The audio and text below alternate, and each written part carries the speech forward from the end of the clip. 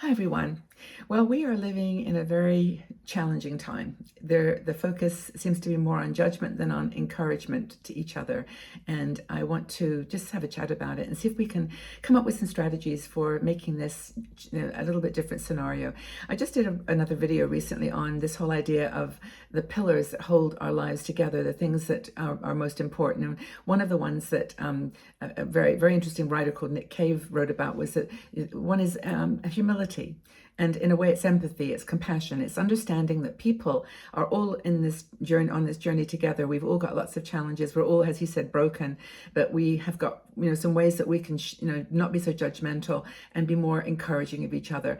And when we start to see people as, human beings that are just at the same level that we are, that despite all of our differences, and you can list 1,000 of those in terms of finances and social status and where they live and religious background and belief systems and whatever.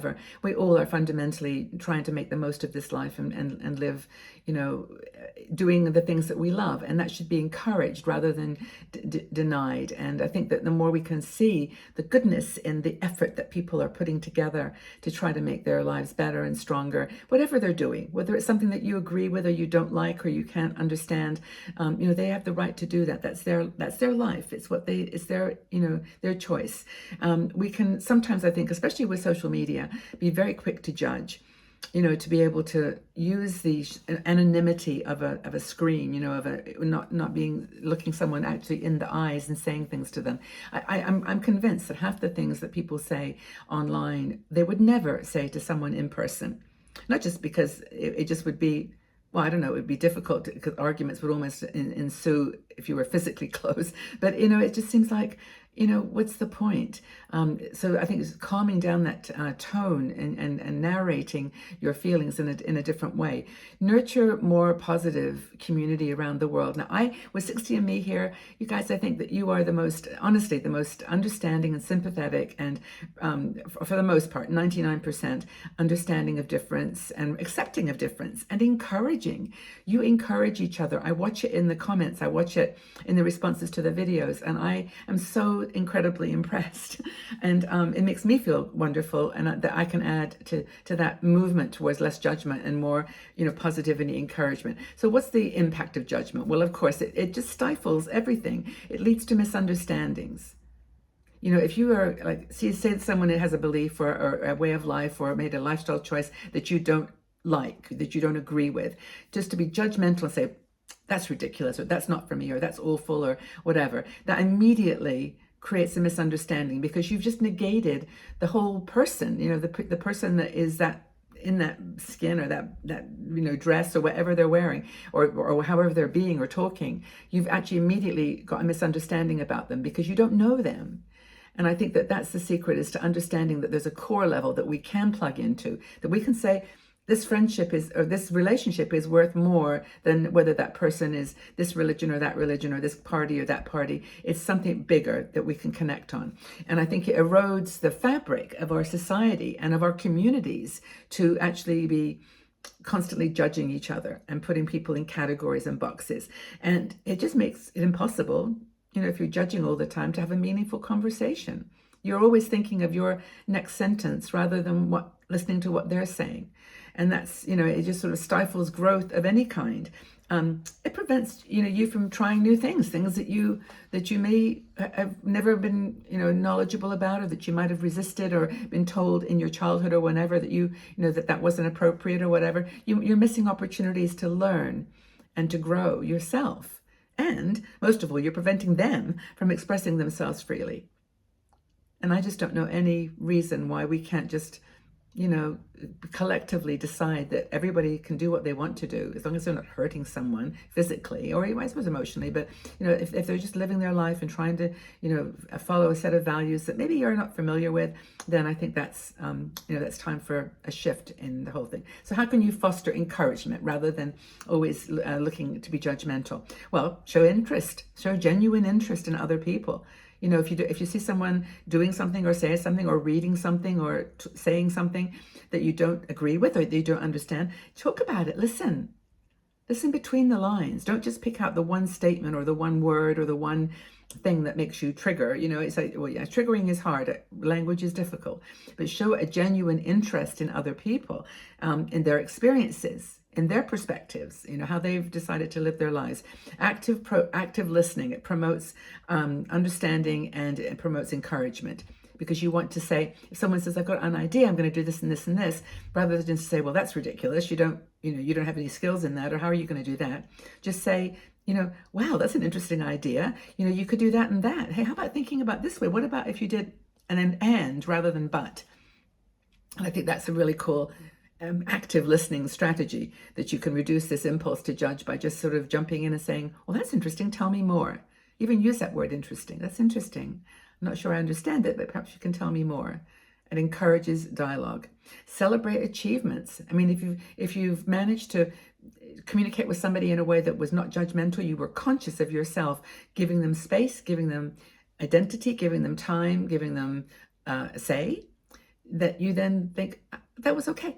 I did that. I still don't agree with them. I still don't like that approach, but I listened and I was open-minded. And I even encourage them. I remember saying, and then then it goes on. You can have a conversation that you don't even necessarily agree with, but you can encourage. So celebrate those little victories when you do something that you're proud of. This creates this atmosphere of positivity and support, and you feel like you've made a connection. The other thing is to offer constructive feedback. Now, there's nothing to say that someone's telling you something about their lifestyle or their beliefs or whatever that you don't agree with, that you have another point of view. Nothing wrong with pushing back and saying, well, can I present my thoughts on that? Very rarely is someone going to say no.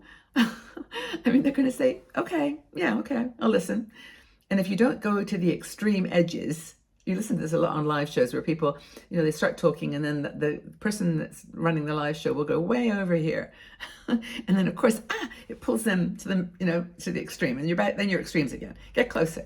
So anyway, focus on solutions rather than judgment, and offer help. Say, well, if you'd like to learn more about this, then I can give you I have a book I think might help, or not. Okay. But, do it in a way that it's not like pushing. Just say, I understand what you're saying. Here's something that you might want to consider. I like you, whichever way you are. And then just move on from that. You may not ever meet again, or you may decide, well, that was pushing it too far to the edges of my belief system. And that's okay. You tried. You listened. Another thing that you can do is to reflect before reacting. And I think that's a really important one, is that, when you use words there, you can't take them back. You've said them. They're out there. And you can't pull them back. So before you speak, just stop for a second. Everybody wants to fill the spaces when you're talking. It's like you can't wait to say, your turn, my turn. Finish talking. I want to talk. And you do that, and then you just like blah, blah, blah, blah. And you don't say, and all you say is like the script that you had in the back of your mind from another time, another place. And you're just reflecting before you open the words. It gives you this kindness and ability to be constructive in your response. I understand what you're saying. I think we're in agreement that this is our end goal. I see that you see a different way of getting there. I understand that. I appreciate that. But can I tell you about my story or my belief? Another is to lead by example. Okay? I'm not going to say anything about people that have one certain set of beliefs who act in one way and speak in another. They say one thing, but they act in another way. You be the change that you wish to see in another person. You be the change in the demonstrate encouragement and be the image of the person that you talk about being the ideal, or talk about being doing the right things.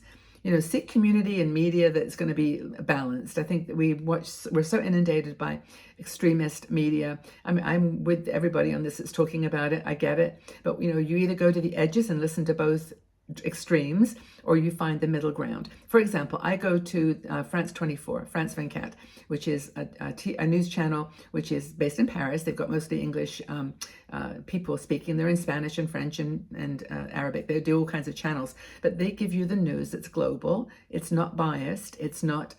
It's right down the middle, and I find that useful. I mean, yes, I have some other channels that I go to, even at both extremes, because I want to learn, but not focusing on media that criticizes or tears down the other side.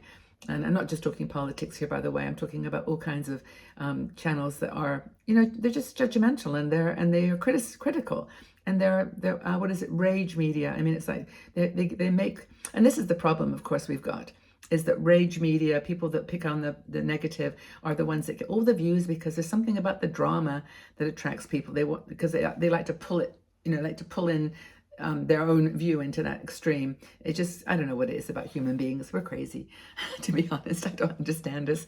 But anyway, I hope this has been helpful, and I hope that you've got some ideas for how to take this judgmental criticism and turn it into positive encouragement.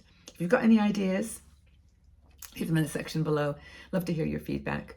And know that whatever your beliefs are, whatever you look like, whatever your social status, whatever your lifestyle choices, I love you and I appreciate you here. So that's the truth. That's my truth. Take good care, everybody. Sending you lots of love.